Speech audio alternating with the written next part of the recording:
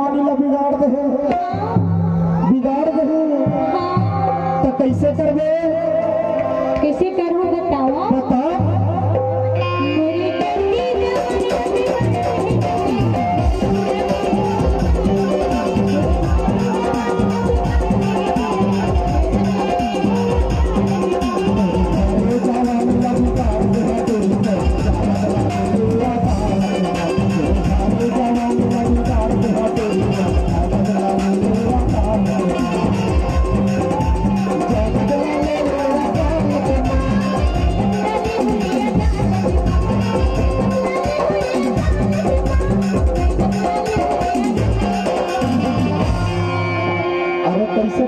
कैसे जादे तुम्हारे पीटे का स्तर फंसो?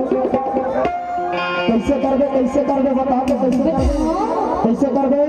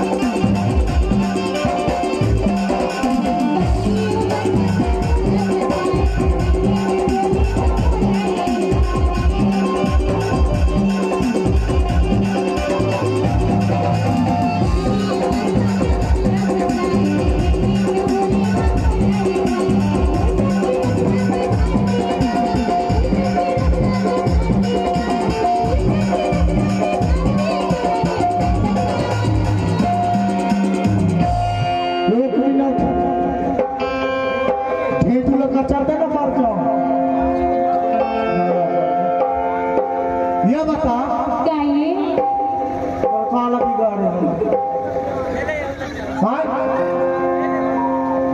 बिगाड़े नहीं हो भाई, छत्तीसगढ़ में आके बनाए हो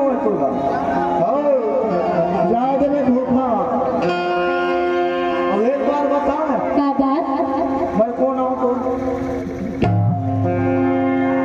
हो?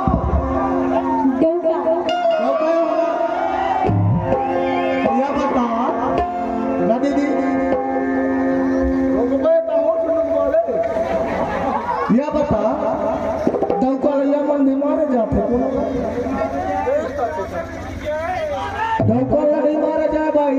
अच्छा थोड़ा प्यार करे जाते हो